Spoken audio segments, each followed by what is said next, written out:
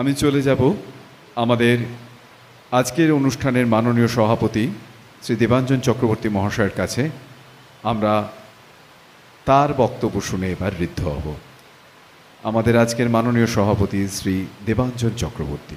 এখানে যারা বসে আছেন এবং সামনে যারা বসে আছেন সবাই একই উচ্চতায় আছেন, সবাইকেই নমস্কার। চারিদিকে একটু লাইটার ভনে কথাবার্তা হোক আর কি। এত গম্ভীর গম্ভীর আলোচনা, পাঁচটা পিএইচডির আঘাতে মানে মিসাইলের মতো কিছুটা বিপর্যস্তই লাগছে। তো চারিদিকে জঙ্গিপুর। প্রথমত যারা পেলেন তাদের প্রত্যেককে আমি অভিনন্দন জানাচ্ছি ব্যক্তিগতভাবে এবং প্রতিষ্ঠানের পক্ষ থেকে, এবং দ্বিতীয়ত আমাকে ডাকার জন্য এবং স্ট্র্যাটেজিক্যালি লাস্ট পেজটা আমাকে দিয়ে দেওয়ানো, বোঝা যাচ্ছে যে আমাকে চেয়ারে বসিয়ে রাখার জন্য। এইটার জন্য ঠিক আছে, আর একটু থাকবো। কিন্তু ঘটনা হচ্ছে যে চারিদিকে আমি কেন বললাম, যদিও লাইটার ভেনে শুরু করলাম, চারিদিকে কিন্তু জঙ্গিপুরই দেখতে পাচ্ছি। অর্থাৎ জঙ্গিদের কার্যকলাপ।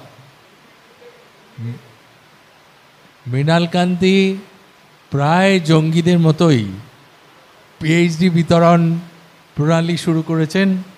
একে আমি কি বলবো, কৃতজ্ঞতা এবং অভিনন্দন জানাই। সমাজে এটার খুব প্রয়োজন, সামাজিকভাবে স্বীকৃতি সেটা যারা দিতে পারেন এবং অনেক রকম পরিশ্রম করে, সেটা খুব ছোট কথা নয় এবং খুব প্রয়োজনীয় একটা কাজ। কারণ এর উল্টো দিকে যে জঙ্গিপুরটা বেড়ে উঠছে, একদিকে সম্মান জানানোর জঙ্গিপুর, উল্টো দিকে একটা ভয়ঙ্কর মৌলবাদী জঙ্গিপুর, যেটা আমরা দেখতে পাচ্ছি।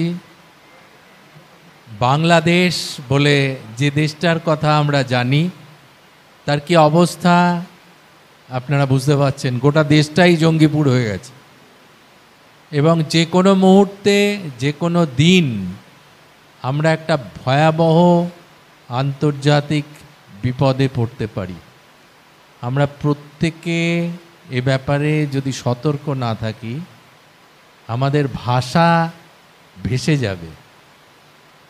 আজকে আমার বাংলাদেশি বন্ধুরা যারা 1.5-2 বছর আগেও ধর্মনিরপেক্ষতায় হাবুডুবু খাচ্ছিল, তাদেরকে যদি জিজ্ঞেস করি কেমন আছো, আলহামদুলিল্লাহ ভালো আছি। মানে কি, কাকে বলে? এইভাবে বাংলা ভাষাটা জঙ্গিপুরীদের হাতে আক্রান্ত হচ্ছে। আপনারা প্রত্যেকে ভাষাকে নিয়ে সতর্ক থাকবেন। সাহিত্য সংস্কৃতির সবচেয়ে সজীব এবং গুরুত্বপূর্ণ উপাদান হচ্ছে ভাষা। ভাষা যেখানে আক্রান্ত হয়, সেখানে সমাজ সংস্কৃতি কিছুই থাকতে পারে না। আমি এই কথাগুলো বলছি, হয়তো কিছুই হবে না যদি আমরা সবাই সতর্ক থাকি। না হলে 10 বছর পরে এই জায়গাটার মানচিত্র কি হবে আমরা কিন্তু কেউ ঠিক মতো জানি না।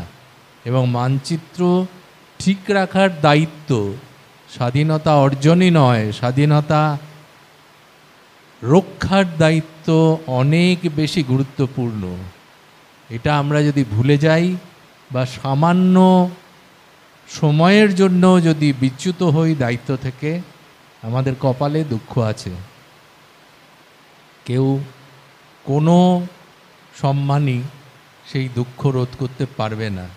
কাজে আপনারা যারা সম্মানিত হলেন, তাদের সম্মান যাতে দীর্ঘদিন বজায় থাকে। কারণ পাশের দেশে শেখ মুজিবুর রহমান বলে একজন ভদ্রলোক দেশটিকে স্বাধীন করেছিলেন। তিনি কি ধরনের অপমানিত হচ্ছেন প্রতিদিন প্রতি মুহূর্তে, সেটা আপনারা দেখতেই পাচ্ছেন।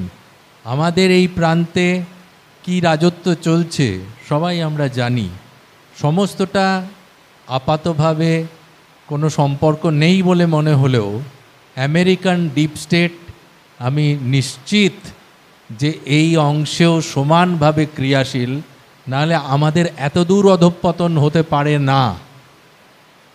আপনারা সতর্ক থাকবেন, সাবধানে থাকবেন। নমস্কার।